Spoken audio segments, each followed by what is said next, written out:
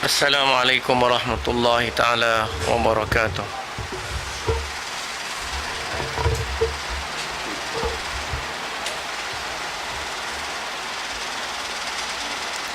A'udzu billahi samil alim minasyaitonir rajim. Bismillahirrahmanirrahim.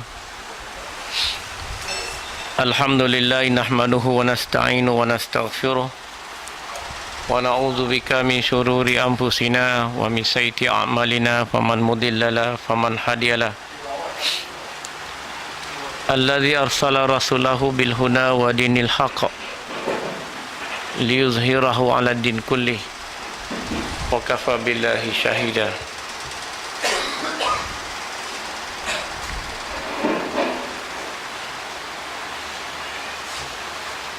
Wa nusalli wa nusallim ala sayyidina habibina wa syafi'ina wa qudwatina wa ala alihi wa sahbihi atkharil ajma'in. Subhanaka la ilma lana illa ma 'allamtana innaka antal alimul hakim. Rabbi shrah li sadri wa yassir li amri wahlul 'uqdatam min lisani yafqahu qawli, amma ba'du. Tuan-tuan yang dirahmati Allah sekalian, pertama sekali kita bersyukur pada Allah Subhanahu wa taala di atas kurniaan limpah kurnianya, inayah, hidayah, dapat kita bersama-sama malam ni untuk menggarap ilmu Allah taala yang disampaikan daripada Nabi kita Muhammad sallallahu alaihi wasallam kepada para sahabat, para tabi'in, para ulama yang terdahulu kita dan orang-orang yang mengikuti ilmu itu dari masa ke semasa. Semoga kita dapat beramal dengan apa yang diperintahkan oleh Allah dan kita ditempatkan di kalangan orang-orang yang saleh dan orang-orang yang diterima keampunan oleh Allah Ta'ala.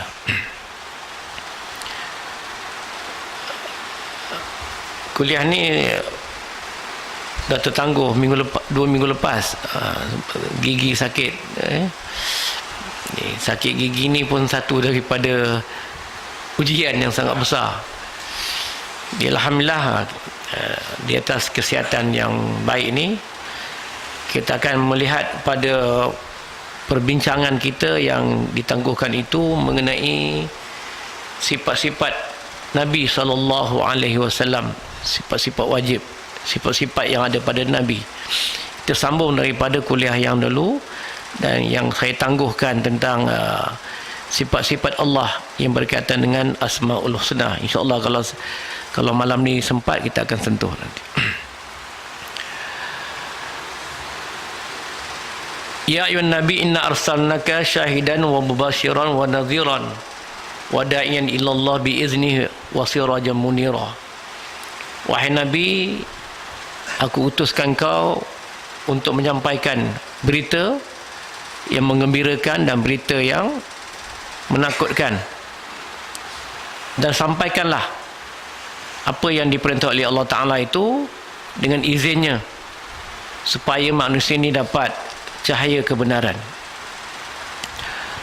Maknanya Nabi dan Rasul-Rasul ini yang diutuskan oleh Allah Ta'ala ini mempunyai sifat-sifat yang disebut. Satu daripada ayat tadi ialah tentang tabligh, menyampaikan. Maknanya setiap Nabi yang diberikan wahyu oleh Allah Ta'ala wajib, kalau dia menjadi Rasul, wajib dia menyampaikan apa yang diperintah oleh Allah melalui wahyunya. Wahyu ini dia ada dua. Satu wahyu yang dinamakan berbentuk kalamullah, iaitu Al-Quran. Satu lagi wahyu ialah mengenai daripada sunnah, perbuatan Nabi, kata-kata Nabi, takrir Nabi. Takrir maknanya apa yang Nabi diamkan, pengakuan Nabi. Sebab tu iman kita disebut tiga: al-iman, takrir biqalbi, tasdiq biqalbi, takrir bilisani, wa yumal bil amali. Iman itu ialah kamu membenarkan apa yang ada dalam hati iaitu apa yang disebut sebagai la ilaha illallah Muhammadur Rasulullah, itu hendaklah engkau benarkan dalam hati engkau, dan hendaklah engkau takrir, berjanji, buat akuan. Dan yang ketiga, engkau mesti beramal. Kalau engkau berjanji saja, engkau percaya saja tapi kau tak beramal, itu tidak lengkap sifat orang yang beriman. Mesti wa yumal bil amali, beramal dengan perbuatannya. Kalau kita mengatakan Rasul itu sebagai Nabi yang menyampaikannya, maka kita wajib beriman dengan dia dan wajib kita mengikuti apa yang dilaksanakan, sunnah Nabi itu sallallahu alaihi wasallam. Jadi apa yang Nabi sampaikan itu ada, Allah Ta'ala kata, perkara yang menyeronokkan, mengembirakan. Ya alladzina amanu ya ayyuhan nabi inna arsalnaka syahidan wa mubasyiran wa nadhiran ilallah biizni wa sirajan munira. Sampaikan berita yang menggembirakan. Kerja Nabi ni mesti sampaikan berita menggembirakan. Apa berita gembirakan? Itu syurga, pahala. Buat baik dibalas dengan baik. Itu berita gembira. Qadar dan qadar, takdir Allah Ta'ala. Rahsia umur kita, rahsia jodoh kita, rahsia rezeki kita, itu merupakan satu perkara yang mengembirakan. Kalau kita tahu tarikh kita mati, tak gembira kita. Bila kita mati je dah tertalik, dah tertulis dekat dada kita, dekat kepala, dekat dahi kita, tarikh mati engkau, jodoh engkau. Seronok tak kan? Kalau kita dah tahu tarikh mati kita, seronok tak duduk atas dunia? Apa buat benda pun tak seronok. Sebab itulah benda-benda Allah Ta'ala rahsiakan. Umur kita, rezeki kita. Kalau Allah dah tentukan rezeki kita, kita dah tahu rezeki kita, secara kita tak ada usaha, tak ada kehidupan. Kita ni tak ada kehidupan. Jadi tugas Rasul itu ialah menyampaikan berita yang menggembirakan, yang menyeronokkan, yang akhir nanti disebut syurga. Itu dipanggil tabligh, menyampaikan. Wajib Nabi sampaikan benda-benda yang menggembirakan. Tetapi Nabi juga disuruh menyampaikan berita yang menakutkan. Kalau engkau buat begini, ini dosanya, ini hukumnya, ini azabnya, akhirnya engkau masuk dalam neraka. Itu sebagai satu daripada perkara motivasi kepada kita. Sebab itulah Nabi kata salah satu daripada dosa besar ialah kita berasa aman dengan azab Allah. Bila orang cerita tentang azab Allah Ta'ala, kita rasa aman. Alah, tak apalah, esok sikit esok taubatlah. Ceritakan tentang azab neraka, tentang azab kubur, orang yang tak solat. Bila dia mati nanti, Nabi kata salah satunya kepayahan dia ketika nak ambil nyawa, payahnya. Itu salah satu azab orang yang tak solat dalam kubur. Macam mana kalau dia tak solat, akan datangnya as-sujaul iqra, ular yang hitam yang akan mematuk setiap waktu dia tak sembahyang. Bisanya daripada satu waktu ke satu waktu dia tak sembahyang zuhur, maka ular tu akan datang mematuk dia. Maka bisa dia sampai waktu asar, datang lagi ular ni, patuk lagi waktu asar. Bayangkan kalau dia tidak solat sepanjang hayat dia. Sebab tu solat tu kena jaga. Itu benda yang menakutkan.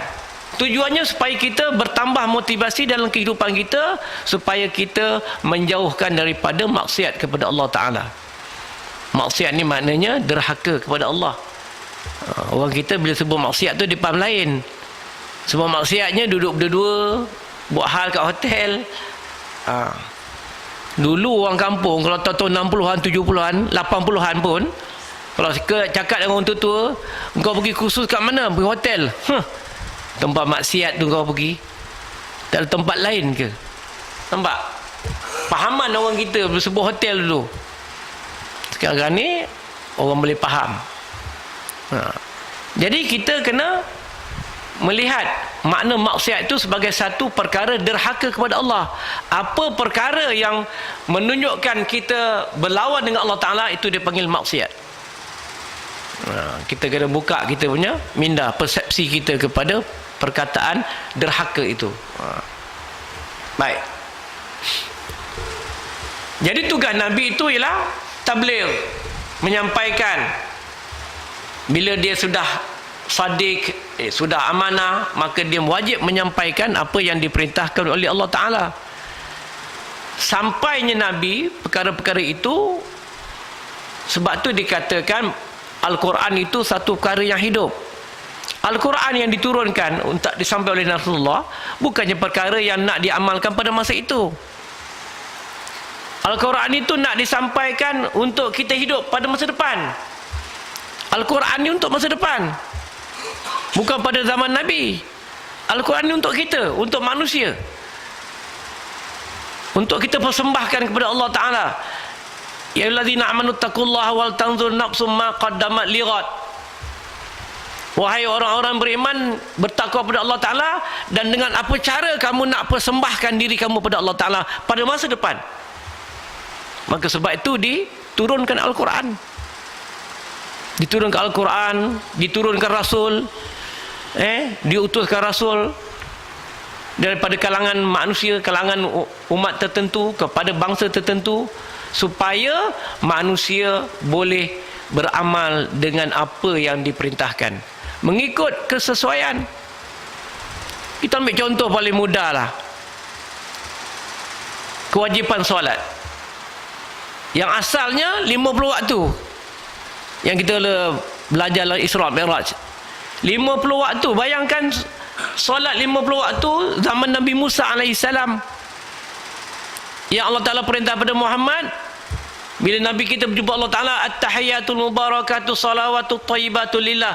Nabi waktu itu Allah Ta'ala dipuji Allah Ta'ala dulu. At-tahiyatul mubarakatuh salawatut thayyibatu lillah. Maknanya kita kalau nak minta dengan orang, kita kena puji orang dulu. Nabi dia jumpa Allah Ta'ala, dipuji Allah Ta'ala dulu, at-tahiyatul, sampai dekat Lauh Mahfuz tu dia kata at-tahiyatul mubarakatus salawatut thayyibatu lillah. Segala pujian penghormatan hanya padamu ya Allah. Patut Allah Ta'ala jawab, assalamu alayka ayuhan nabiyyu wa rahmatullahi wa barakatuh. Bila Allah Ta'ala dipuji oleh Nabi, maka Allah Ta'ala pun memuji Nabi. Assalamu alayka, salam sejahtera kepada engkau wahai Nabi. Kemudian bila Allah Ta'ala dah beri gitu, Rasulullah pun sampaikan lagi, at-tahiyatul mubarakatuh salawatut thayyibatu lillah, assalamu alayka ayuhan nabi wa rahmatullahi wa barakatuh, assalamu alayna wa ala ibadillahi salihin. Nabi tak lupa kepada hambanya, kepada umat dia. Sayangnya Nabi, kita doa syok sendiri. Kadang-kadang kita jadi imam tu lupa, rabbi fili wali walidayya warhamhuma kama rabbayani saghira. Kita semayang ni kita ramai, tapi kita doa untuk syok kita sendiri, kan? Rabbi fili, wahai Tuhan ku ampunlah dosaku. Jadi yang belakang tak dapat, dosa dia je. Jadi Nabi tidak, ni sunnah. Nabi bila dia doa, dia akan ingat dia punya ummah dia. Sebab tu Nabi waktu dia mati, waktu nak mati tu dia sebut ummati, ummati, ummati. Ingat umat dia. Juga kita kalau jadi pemimpin, jadi imam, jadi apa, kita kena ingat orang bawah kita. Jangan kita syok sendiri. Sebab tu kena belajar. Kecuali perkara-perkara yang berkaitan dengan dipanggil isim mabni yang telah kekal. Misalnya Rabbana atina fid dunya hasanah. Nah, tu menunjukkan ramai, tapi kita duduk semayang seorang. Tapi ayat tu tak boleh duduk, itu Al-Quran. Kenalah baca Rabbana ati, tak boleh Rabbi ati. Tak boleh, sebab tu Al-Quran. Dia mabni, dia kekal. Al-Quran sifatnya kekal, dia tak boleh ubah. Mengubah Al-Quran bermakna mengubah hukum. Al-Quran ni dia tak sama dengan kitab biasa, tak sama dengan bahasa Arab biasa. Al-Quran ni bahasa Allah Ta'ala, kalamullah. Salah sebut, salah baca, lain makna. Dia tak macam hadis. Sebab tu Al-Quran akhirnya kita baca Sadaqallahul Azim. Tapi kalau Nabi, akhirnya kita sebut au kamaqal, atau seperti yang Nabi cakap. Kita takut yang Nabi tu tak sebut begitu, jadi kita kena ulang au kamaqal, atau seperti yang memang Nabi sebut. Tapi kalau Al-Quran kita sebut Sadaqallahul Azim, kebenaran daripada Allah Ta'ala yang maha besar. Jadi Nabi menyampaikan, menerangkan perintahnya, larangannya terhadap manusia. Jadi bukan saja menyampaikan berita gembira dan menakutkan, tetapi juga untuk wada'iyan ilallah biizni wa sirajan munira, untuk menjadikan dakwah Nabi itu sebagai satu benda yang kehidupan kita ni munira, bercahaya, menjauhkan kita daripada perkara-perkara syirik. Dulu orang Arab penuh dengan syirik. Bukan Arab saja, orang Cina, orang India, orang Melayu tak pakai seluar kan, orang putih, Eropah, semuanya dalam keadaan jahiliah. Datang Nabi untuk membetulkan akidah manusia. Itu tujuan ni, munira. Munira maknanya bercahaya, hidup yang ada makna. Ini kita hidup sembah api, sembah pokok, sembah patung, tak ada makna apa pun. Kita mencipta satu keadaan yang menyusahkan kita. Kalau Hindu nak semayang, puaslah nak sediakan apa, bunga-bungaan kan, nak sediakan apa lagi, berguling-guling dia, cocok sini cocok sana, nak semayang kena bawa bunga tanjung lah, bunga apalah kan. Kalau orang putih pula, orang nak Kristian pula, nak bawa organ, nak bawa gitar, nak menyanyi kan. Dia tak boleh duduk macam biasa ni, dia duduk atas kursi, nak sediakan kursi lagi, jadi satu payah kan. Kalau Buddha pula, nak sediakan Buddha tidur, Buddha duduk, Buddha terbaring kan. Yang Tok Pekong nak bawa limau, ayam ponggeng, nak bawa tebu, nak bawa apa. Lala sekarang kita tengok tambur Cina, saya tengok kat mana rumah saya pergi, masuk jiran saya, diletaknya apple, ni limau, plastik. Kita kena usik dia. Asal kalau letak limau plastik ni murah dan jimat belanja dia. Tahun depan boleh pakai lagi. Saya dulu nakal juga masa kecil-kecil dulu. Depan rumah saya tu rumah bibik. Bibik ni dia Baba Nyonya lah. Memang saya rapat dengan dia. Kalau apa, mak saya kalau masak nasi ke buat kuih ke, memang hantar rumah dia. Dia begitu juga hantar rumah kita. Dia pun tak ada apa-apa benda yang meragukan dari segi halal kan. Jadi dia bila sampai Tahun Baru Cina, dia letaklah tebu kiri kanan, letaknya apa, limau, macam-macam pisang. Jadi kita lah tukang kebas. Kecuali ayam ni lah kita tak ambil. Lain saya bedal. Dia kata dia nak makan. Dia apa dia?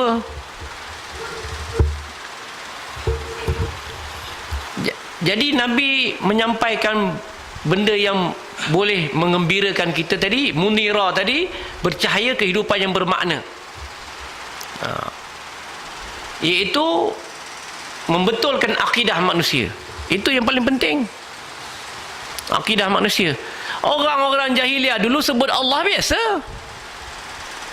Dia bersumpah pun Allah, wallahi. Tapi dia ada tambahlah ujung dia. Wallahi, walata, waluzza, an-na'ilah, al-asab. Tapi Allah tu tetap disebut. Orang-orang Kipti, Kristian Kipti, Mesir, itu juga Allah tu perkataan dia. Cuma dia rasa ada sesuatu yang lain, ada sesuatu yang di samping Allah itu. Itu yang kita tak setuju. Tapi disebut perkataan Allah tu biasa. Dan memang perkataan dia begitu. Kalau kita nak marah orang sebut Allah, orang Arab jahiliah namakan anak dia Abdullah, hamba Allah. Bapa Nabi Abdullah. Yang menentang Nabi itu Abdullah bin Ubay. Allah. Tapi disebut dalam Quran, Nabi disuruh sebut kul huwallah. Katakanlah Muhammad, dialah Allah yang esa. Kul huwallahu ahad. Allah itu esa. Bukan Allah yang seperti mereka percaya. Allah itu beranak, Allah itu diperanakkan. Pandangan orang Kristian, orang Nasrani. Allah itu ada sesuatu, seperti orang musyrikin kata Allah itu seperti apa? Pokok. Allah itu seperti berhala. Tidak. Walam yakul lahu kufuwan ahad. Kau kena terangkan kepada mereka. Terang kepada mereka, Allah yang kau nak sebut itu ialah Allah itu bersifat esa. Dan Allah yang kau sembah itu mesti Allah yang Allahus Samad, tempat kau meminta, bukannya patung-patung itu. Itu kita kena terang kepada dia supaya kena faham maksud Allah itu, perkataan Allah. Tapi kalau kita nak larang dia sebut Allah, kita nak buat macam mana? Mana kita boleh larang dia? Orang Bukit Rambai Cina tu hari-hari sebut Allah. La ilaha illallah kau. Cikgu saya kawan, hari-hari dia lebih banyak sebut Allah daripada kita. Sampai saya panggil dia Ustaz Chan. Budak-budak pun panggil Ustaz Chan. Janggut dia boleh panjang daripada janggut saya. Hari-hari sebut, panggil budak, la ilaha illallah kau ni, apa pasal kau lari? Dia kata, mari sini, dia kata, pergi belajar. Dia kata. Tidak ada larangan, dan kita pun tak rasa kita punya akidah boleh apa? Tergugat dengan sebab orang sebut Allah. Yang penting kita mesti yakin bahawa Allah yang disebut itulah Allah dengan sifat yang sebenar-benarnya. Dan kita kena beritahu dia. Saya baru ni beli barang elektrik dekat kedai dekat Sengudang, Hapsing tu, Seng-Seng Sengudang. Jadi nyonya tu dulu dia amoy lah, dia muda kan, dia dah tua, nyonya lah. Saya dah lama beli daripada dulu. Ustaz, dia kata, ni aku offer kat engkau lah aircon ni, dia kata. Berapa engkau offer? 1,300. Harga asal 1,800. Oh, selama ni kau dah curi 500, kau lebih kurang kau dah untung berapa banyak? 1,300 ni kau untung. La ilaha illallah, aku tak bohong, dia kata. Kau mana boleh sebut la ilaha. Kalau aku tak sebut, kalau aku sebut Tok Pekong kata macam ni, macam mana? Kau percaya tak, dia kata? Lagu aku tak percaya, biar aku sebut la ilaha illallah, dia kata. Pahaman dia. Tapi kita kena betulkan kepahaman la ilaha illallah tu pada dia, supaya dia faham bahawa Allah itu ialah Allah yang menafikan segala Tuhan yang lain. Jadi itu yang tujuan Nabi diutuskan jadi Rasul, nak betulkan pada orang Arab yang menyebut kalimat Allah ni. Kena buat sesuatu. Sebab tu turunnya ayat-ayat Quran, wahyu yang mudah-mudah. Kul huwallahu ahad, Allahus samad, lam yalid walam yulad walam yakul lahu kufuwan ahad. Mudah ayat tu. Sebab tu Nabi kata, barang siapa baca suratul Ikhlas ni 10 kali, menyamai dengan membaca Al-Quran, seluruh Al-Quran. Sayyidina Ali ni memang menjadi amalan dia, baca suratul Ikhlas ni setiap kali lepas solat sunat. Lepas solat sunat saja Sayyidina Ali akan baca suratul Ikhlas 10 kali. Di antara hikmahnya, fadilatnya ialah dibukakan pintu rezeki. Memang tiap-tiap ayat Quran ni ada dia punya fadail dia. Semua ayat Quran ada begitu. Suratul Baqarah ada fadailnya, suratul Ikhlas, suratul Fatihah, suratul Insan, semuanya, semua surah taraf dia sama, tetapi dia punya fadail itu berbeza-beza. Suratul ayat kursi kita baca, ada fadail dia. Kita baca surah Alam Nashrah, setiap kali kita rasa payah, kita baca, letak kat dada kita, kita baca surah Al-Insyirah, Alam Nashrah laka sadrak. Setiap kali kita rasa kepayahan, setiap kali kita nak keluar rumah, nak cari kerja, kita baca surah Al-Insyirah. Setiap kali kita nak masuk bertanding, baca surah Al-Nashrah supaya dipermudahkan. Ada dia punya hikmah dia. Jadi banyak benda-benda yang Nabi sebut, ajar, sampaikan itu ialah untuk menceriakan kehidupan kita. Jadi yang pertama dia menerang tentang akidah, membetulkan akidah.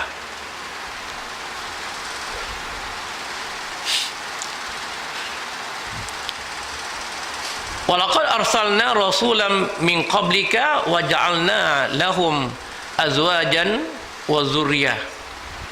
Sesungguhnya kami telah mengutus beberapa orang rasul sebelum kamu, dan kami memberikan isteri-isteri dan keturunan kepada mereka. Ini nak jelaskan yang kedua. Allah Ta'ala nak beritahu bahawa tujuan rasul diutuskan untuk menyatakan bahawa kehidupan rasul dengan manusia biasa sama. Tak ada beza. Kita tidak boleh membezakan kehidupan rasul dengan kehidupan kita. Seolah-olah rasul ini kehidupan ni lain, kita ni lain.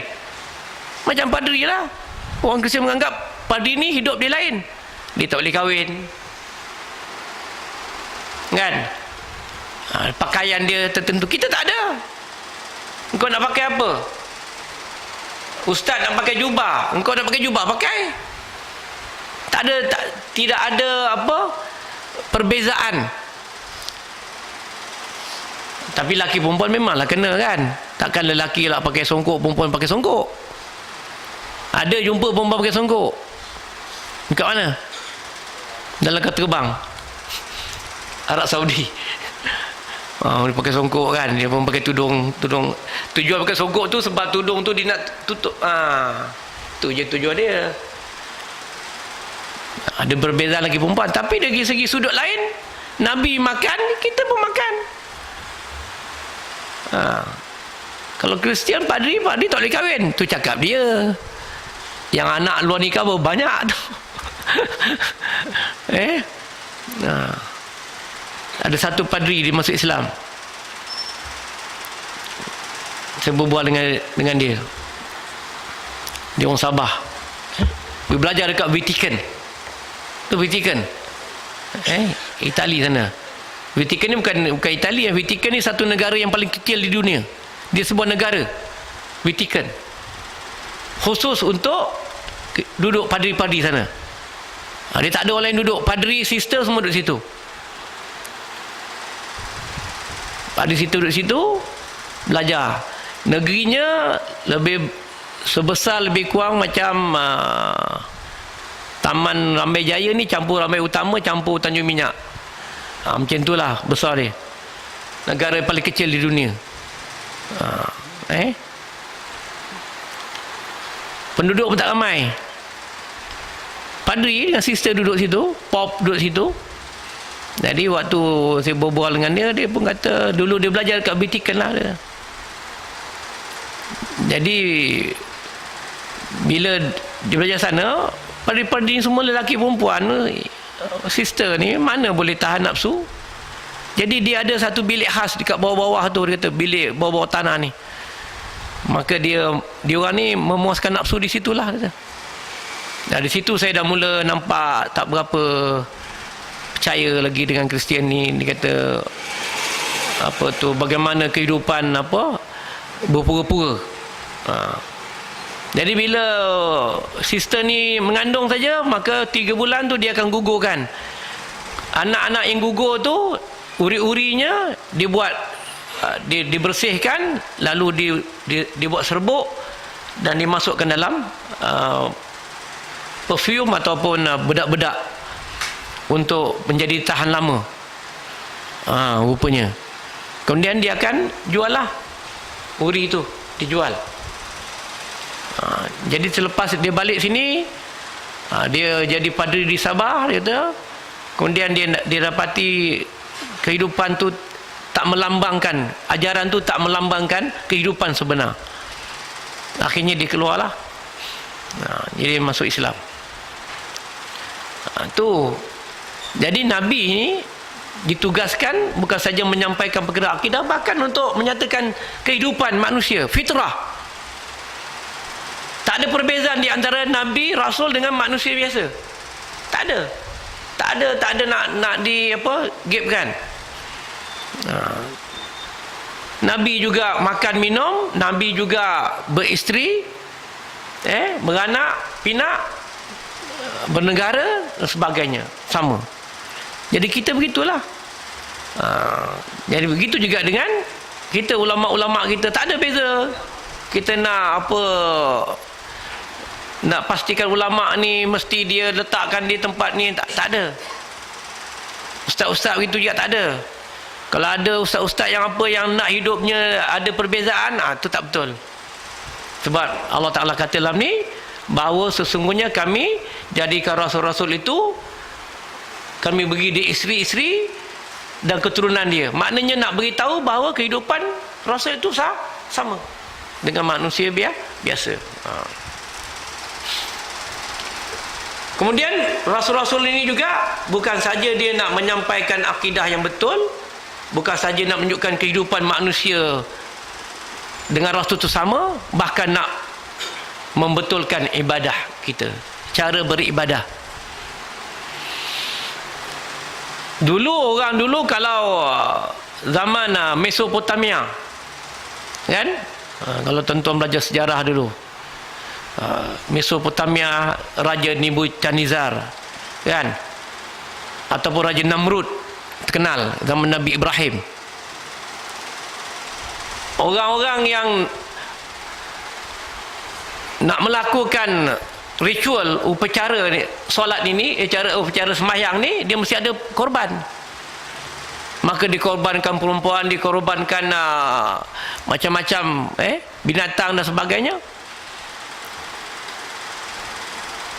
Konon-konon itu sebagai satu ibadah. Jadi Nabi diutuskan untuk betulkan ibadah tu bukan begitu. Ibadah ni kita lakukan ibadah untuk diri kita. Kita tidak boleh menjadikan orang lain sebagai mangsa untuk menjadikan kita sebagai ibadah. Tak betul lah. Nak sembahkan pada diri dewa, ambil perempuan, bunuh. Itu tak betul. Sebab tu dijelaskan solat itu ada dia punya. Kalau kau nak beribadah, sembahyang, ini cara dia. Iaitu daripada kamu takbiratul ihram dengan rukun-rukun yang tertentu, diakhiri dengan salam. Maka ditunjuklah, sallu kama ra'aitumuni usalli, sembahyang sebagaimana kamu lihat aku sembahyang. Yang kita sembahyang ni kita lihat daripada para ulama. Para ulama dapat daripada tabi'in, tabi'in daripada tabi'in, tabi'in lagi kepada sahabat, sahabat dapat pada Nabi. Jadi kita solat begitu, tak ada beza. Tak ada salat orang Melayu dengan orang Arab lain, tak ada. Semua sama. Yang berbezanya hanya dari segi sunatnya. Rukun semua sama.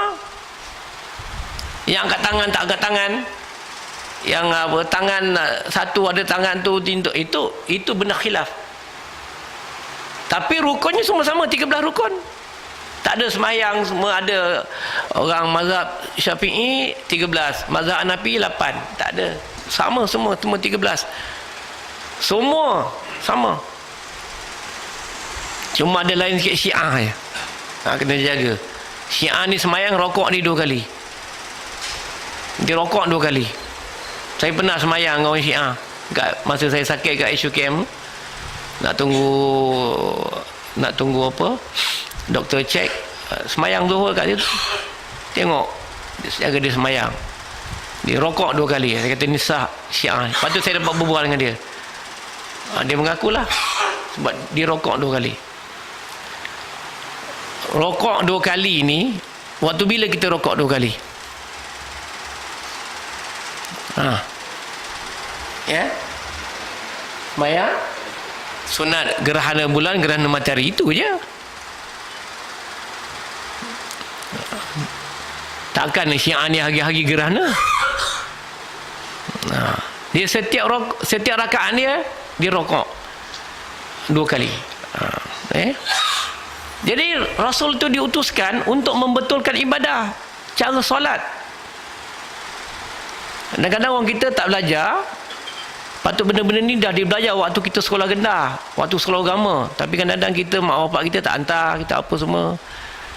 Ada orang tua-tua, saya tak nak beritahu tempat, nanti orang malu tempat-tempat. Ada satu orang tua ni, dia semayang sebelah saya. Allahu Akbar, kasat tarat takyin. Allahu Akbar, kasat tarat takyin. Tahu tak? Kita kalau kata Allah takbiratul ihram tu, kita ada 3 dia punya kaifiat dia. Qasad, ta'rad, ta'yin. Qasad maknanya kau sembahyang apa? Usalli fardhu zuhri. Mesti ada qasad. Qasad dia ialah kita kena sembahyang zuhur. Aku sembahyang zuhur. Maknanya sembahyang kau buat tu zuhur, bukannya maghrib. Maghrib 3 rakaat, zuhur 4 rakaat. Qasad. Ta'radnya berapa rakaat? Zuhur berapa rakaat? Kalau sunat zuhur 2 rakaat. Kalau fardu zuhur 4 rakaat. Ta'radnya lah rakaat. Ta'yinnya tunai ke qada. Sembahyang subuh dah pukul 8, tak sedar-sedar, tidur tak sedar-sedar. Ni hari tidur tak sedar-sedar, sampai tengok-tengok dah pukul 8. Sembahyang subuh, boleh tak? Boleh ya. Sebab dia terlupa, dia tertidur. Ni segi hukum, kalau di fikih pun kita akan belajar nanti. Tertidur, terlupa, kan? Itu pun nikmat Allah Ta'ala beri tu, tertidur. Mungkin dia malam tu dia dah tak berapa sihat, pukul 3 pagi pun dapat tidur, maka Allah Ta'ala lajak dia sampai pukul 8. Solatlah, tapi semayangnya bukan tunai, qada, ta'yinnya qada. Jadi kita kena masukkan ta'rad, qasad, ta'rad, ta'yin tu dalam takbiratul ihram. Tapi dia faham macam mana kat dia datang, macam mungkin tuan-tuan ada lewat sikit, faham. Ustaz dia kata bila kita semayang mesti ada qasad, ta'rad, ta'yin. Dia pun sebut Allahu Akbar, qasad, ta'rad, ta'yin. Batal lah. Sebab kita tak boleh bercakap dalam semayang. Dalam semayang walaupun perkataan tu qi tu maknanya apa? Pelihara lah. Qi tu pelihara, satu huruf tapi ada makna, batal kat semayang. Kita berdaham, ni kena ingat, kita berdaham dalam semayang dengan niat untuk membetulkan orang, batal semayang. Allahu Akbar, kawan kita datang, kan, dia pun jauh, dia punya apa, sab dia agak jauh, kita pun batal. Sebab dia telah merupakan makna. Tapi kalau gatal dengan sebab gatal, lainlah. Berdaham sebab gatal tekak. tu tak apa. Ni berdaham dengan sebab ada maknanya, nak bagi tahu. Ataupun kita dah lama tak tengok kawan kita ni semayang, dia kita perli dah tu. Batal. Jadi Nabi diutuskan untuk betulkan ibadah ni. Sebab tu solat tu dia jadi tiang agama. Jadi kita kena betulkan solat tu betul-betul, diperjelaskan betul-betul. Kalau takbiratul ihram tu macam mana takbiratul ihram?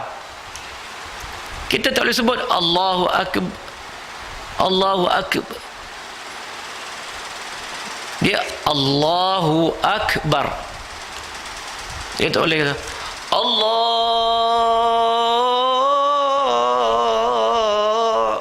Tak masuk. Tak betul. Kadang-kadang kita Allahu Akbar, Allahu Akbar, Allahu Akbar. Dia satu nafas. Dia tak boleh kita pisahkan Allahu Akbar, Allah Akbar, ataupun Allahu Akbaru. Atau kita tukar pada Allah Akbar pada bahasa Melayu kita, Allah Maha Besar.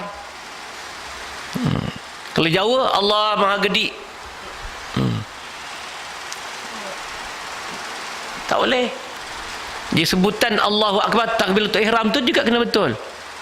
Jadi kalau tuan-tuan nak jelas tu, tu buka kitab-kitab lama. kitab Kamar Huda, kitab apa,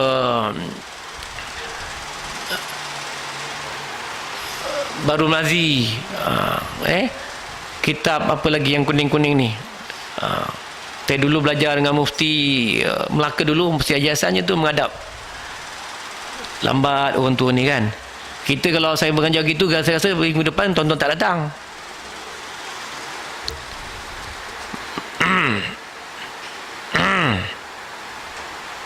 Di hem dia tu ada pun takbiratul ihram itu ialah kamu menyebut Allahu Akbar. Jam.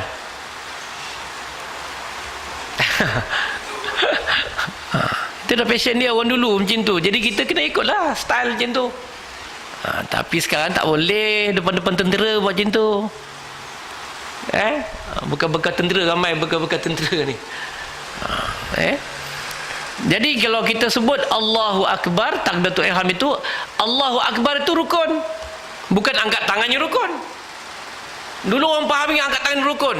Bila orang tak angkat tangan, nanti orang semayang macam mana, tak sah semayang dia tak angkat tangan.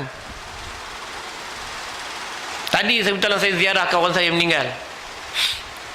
Satu orang jumpa dalam, ustaz kata ada satu hamba Allah tadi, dia cakap dengan kita orang kat sini tadi, dia kata semayang jenazah ni tak perlu sampai semayang, sebab kita bukan menyembah Allah, kita menghormati jenazah. Macam mana hukum ustaz? Hukum apa? Hukum tak semayang ke hukum orang tu? Tak kira lah. Hukum orang tu bingung, dia kata. Apa ibadah yang sunat dan yang wajib, ada syarat-syarat sah dia. Kalau solat sunat pun syarat sah dia mengambil semayang, sama juga dengan solat jenazah. Solat jenazah tu bukan kita menghormati mayat, kita menyembah Allah. Cuma kita tidak rokok dan sujud sebab kita memberi penghormatan kepada jenazah itu. Tapi lillahi ta'ala, usalli ala hadzal maiti arba'a takbiratin fardal kifayah ma'muman lillahi ta'ala. Dia juga ada qasad, tarak dan ta'yannya. Jadi bila tak faham kita buat satu keadaan, Islam tu dah mudah, tapi al-islamu sir wala tu'asir. Islam tu dah mudah, jangan kau pandai-pandai nak ubah-ubah dia, nak mudah-mudahkan lagi. Itu baru satu rukun, Allahu Akbar, sebutan Allahu Akbar. Yang ini yang Nabi sampaikan, supaya, sebab bila solat itu dia buat dengan betul, natijah dia betul. Tapi solat itu kalau dia buat tak betul, natijah dia tak betul. Sebab tu Allah Ta'ala sebut inna solata tanha anil fahsya'i wal munkar. Solat itu mencegah kita daripada perbuatan keji dan munkar. Sebab apa? Solat kita tu betul. Tapi kalau solat tak betul, Allahu Akbar, rokok hentam, sujud pun hentam, tengah-tengah rokok sujud keluar 4 nombor. Sebab tu solat tu tak jadi dia mencegah dia daripada main nombor ekor. Sebab solat dia tak betul. Pelaksanaan solat itu, duduk tahiyat akhirnya macam mana, duduk tahiyat akhir, membaca tahiyat akhir, ini semua rukun. Jadi macam mana? Kena betul. Berdiri tegak dalam solat, apa hukum dia? Rukun kan? Rukun. Jadi mana kita berdiri tegak? Berdiri tegak macam tentera. Berdiri tegak maknanya ikut kemampuan kita. Bagi orang yang mampu kena berdiri betul lah. Tapi kalau dia bersandar kat dinding, bismillahirrahmanirrahim, batal lah. Sebab dia bukannya sakit, dia sihat. Begitu juga dia rokok. Malah ni nak kena praktikal. Orang yang sihat. Sebab tu Nabi kata rukun solat itu pahalanya mengikut kesempurnaan. Sempurna kita punya rukun, maka itulah pahala dia. Tapi kalau kita tak sempurna,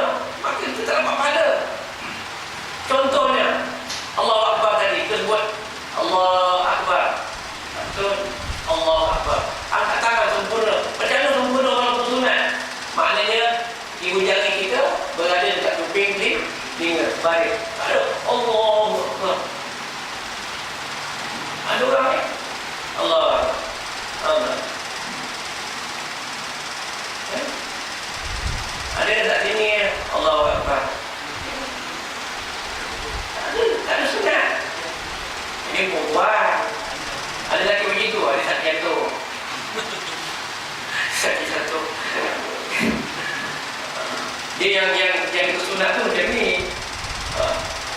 Kan kita orang begini tak apalah. Ini tak apa. Tak ada salah. Tapi yang ada angkat tangan Allah. Macam contoh gini. Ada tempat habis kalimat saya berhati kadang saya ni nak cari kan saya berhati sebelum saya tak saya tengok. Allah. Oh. Ya betul. Dia macam ni sekali. Betul? Boleh? Allahu Akbar.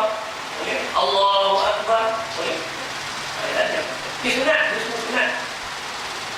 Kita tebak mengangkat tangan, sunat. Mengikat tangan, kedua tangan ni susu, sunat. Sunat hayat. Jadi kita faham. Jadi Nabi kata kesempurnaan itu pahalanya di situ. Tapi kalau kita rokok sikit je, pahala sikit. Kalau kita betul 100 darjah, itu pahala dia. Begitu juga sujud. Kaki kita, kalau kaki kita tak lipat, tak ada sunatnya. Jadi banyak pahala sembahyang itu mudah dia dapati dalam solat kalau kita buat dengan sempurna. Itu Nabi kata kesempurnaan itu menambahkan pahala. Jadi orang kita kena lalai. Apatah lagi kalau benda sunat. Sembahyang sunat, sembahyang sunat. Sembahyang ni sunat hukum, tapi perbuatan dia wajib. Kita baca doa kunut, memang doa kunut tu sunat, tapi membaca dengan betul adalah wajib. Allahumma hdini fiman hadait wa afini fiman afait. Kita dia sunat. Allah wafini hukum memang sunat. Sunat membaca, tapi membaca melaksanakannya adalah wajib. Jadi orang kita kena faham. Yang itu yang Nabi nak betulkan. Sebab tu kalau Nabi sembahyang sunat macam mana, kita sembahyang macam mana Nabi sembahyang. Sebab tu Nabi melarang kita sembahyang macam patuk ayam. Cepat tak habis. Tak ada dia punya tamak ninah. Tamak ninah pun salah satu daripada rukun. Berhenti kepada rukun-rukun tertentu. Itu rukun. Itu wajib kita kena buat. Rokok betul-betul. Jadi para ulama ni nampak dia hebat. Untuk menjadikan rukun-rukun sembahyang itu sempurna, tamak ninahnya, maka disunatkan membaca wirid-wirid tertentu, zikir-zikir tertentu. Subhana rabbiyal azimi wa bihamdi 3 kali. Supaya rokok kita tu betul. Tapi kalau kita tak baca subhana rabbiyal azimi wa bihamdi, itu yang jadi patuk ayam. Rokoknya terus bangun. Ada iktidalnya. Iktidalnya ada. Sami Allahu liman hamidah. Tak baca sami Allah tak apa, tak batal. Kita rokok, Allahu Akbar. Tak baca, tak apa. Kita berdiri, tak baca sami Allah pun tak apa. Tak batal. Sebab dia sunat. Sunat ahyaah. Tapi dia menjadikan solat kita itu cantik sebab tamak ninahnya ada rukun di situ. Berhenti sebentar. Okey. Jadi itu tujuan Nabi diutuskan untuk membetulkan ibadah kita. Bukan je solat, puasa. Ini tak lama kita nak puasa. Puasa sunat. Ada beza ke puasa sunat dengan puasa wajib? Tak ada beza. Cuma beza dia punya niat je. Adakah puasa sunat ni kita boleh minum sikit? Ini sunat. Minum sikit tak apa. Tak ada. Sama. Adab kita berpuasa sunat dengan adab puasa wajib bulan Ramadan sama tak? Sama. Kita puasa qada, orang perempuan puasa qada, sama tak dengan dia puasa Ramadan? Samalah. Mana ada beza? Ni aku qada tak apa, ngumpat pun tak apa. Tak ada. Sama. Adab dia kena. Itu yang Nabi kata sunnah aku itu. Nabi buat haji, sama lah juga. Buat haji ikut sunnah Nabi lah. Dulu orang zaman Nabi Ibrahim AS, solat dia bukan macam kita sini solat macam ni. Solat zaman Nabi Ibrahim mudah aja, tawaf keliling tu, itu solat Nabi Ibrahim. Kalau Nabi Musa, solat Nabi Musa yang kita 50 waktu tu bukan seperti yang kita buat solat ni. Kalau tidak, parah. Dia zikir. Subhana Malikul Quddus, dia berzikir, tu solat dia 50 kali. Kita 50 waktu. 5 waktu beza tu. 50 kali dengan 5 waktu. Zaman Nabi Musa bukan 50 waktu. 50 kali. Mana kau buat benda ni 50 kali. Kita 5 waktu. Mana waktu zuhur, waktu asar, waktu maghrib, waktu isyak, waktu subuh. Nampak? Yang nama Nabi Musa tu 50 kali. 50 kali buat zikir. Jadi Allah Ta'ala ni dia maha bijaksana. Dia nak beri pahala umat Muhammad dengan umat Nabi Musa supaya sama, maka dia buat 5 waktu. Itulah kita dapat 5 waktu. Ramai orang keliru, dia kata 50 waktu bukan 50 waktu. 50 kali. 50 kali maknanya zikir-zikir zaman Nabi Musa itu 50 kali buat. Maka ditukarkan kita, solat kita bila Isra Mi'raj, Nabi ditunjukkan, inilah solat bagi umat engkau. Dia ada takbirnya, dia ada berdirinya, dia ada mengikut semua malaikat yang berada di Baitul Ma'mur. Bila Nabi lihat malaikat di Baitul Ma'mur, ada yang kerjanya berdiri tegak aja, ada yang baca Fatihah saja. Rupanya Al-Quran ini telah ada di Lauh Mahfuz lebih awal. Dia akan turun beransur-ansur mengikut keadaan yang berlaku di atas muka bumi. Sebab itu malaikat sudah pun meraihkan Al-Quran itu lebih awal di Baitul Ma'mur. Ada malaikat kerjanya baca Fatihah, ada yang baca surah, ada yang rokok saja. Kalau manusia tu diwajibkan macam tu, macam ada manusia kerja dak hari ni rokok aja. Larat enggak hari? Nak toning kereta pun penat, tak? Nah, itu Allah Ta'ala bagi pada malaikat. Jadi Allah Ta'ala tunjukkan, ya Muhammad, solat kau digabungkan semua kerja malaikat di atas Baitul Ma'mur, itu rupa solat. Jadi diaturkan daripada takbiratul ihram sampailah memberi salam. Ada malaikat kerja duduk tayat akhir je, ada kerja baca tayat akhirnya, ada yang rokok, ada yang sujud, ada yang tidak, ada yang duduk terus sujud saja, ada kerja bagi salam je. Jadi akhirnya digabungkan seluruh tingkah laku ibadah malaikat itu, maka sama dengan menyemai ibadah yang kita buat. Sebab tu orang kata kau ni baik macam malaikat. Sebab apa? Solat kita itu solat yang dilakukan daripada perbuatan malaikat di Baitul Ma'mur. Tu hebatnya solat kita. Sebab tu kita buat 5 waktu itu menyamai dengan 50 kali apa yang dibuat oleh umat Nabi Musa alaihi salam. Sebab solat kita ni solat yang diambil daripada perlakuan para malaikat di Baitul Ma'mur. Saya ingat setakat tu untuk malam ni. Satu tak boleh ni menyampaikan. Menyampaikan tujuan Nabi tadi menyampaikan perkara akidah, menyampaikan kehidupan sebenar, dan juga menyampaikan cara-cara ibadah kepada Allah. Nanti kita akan sambung kemudian kerana lain, insya-Allah. Doa saya sihat semua. Aqulu qouli hadza wa astaghfirullah li wa lakum wa risairil muslimina wal muslimat. Innahu ghafurur rahim. Subhanakallahumma wa bihamdika asyhadu an la ilaha illa anta wa astaghfiruka wa atubu ilaik. Bismillahirrahmanirrahim. Alhamdulillah wassalatu wassalamu ala Rasulillah. Allahumma akhrijna min zulumatil wahmi wa akrimna bi nuril fahmi waftah alaina bi ma'rifatil ilmi wa zayyina bil akhlaqi wal hilmi.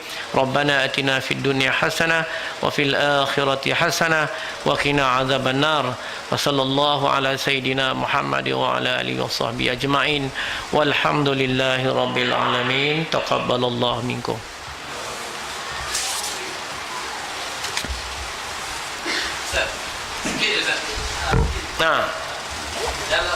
Jangan bangun pukul 8 Ustaz. Bangun pagi pukul 8. Macam biasa buat ni. Ada pernah ke-8 Ustaz. Tapi saya nak tahu jarak masa Ustaz antara bangun dengan kelakuan kita tadi. Seberapa lama tu? Maksudnya boleh mandi dulu ke atau macam biasalah.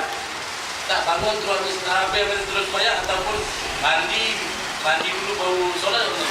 Kalau dah junub, kenalah mandi junub dulu. Sudah lah Ya Allah. Ya, macam biasalah. Kena segera lah. Segera, sesegera yang boleh. InsyaAllah.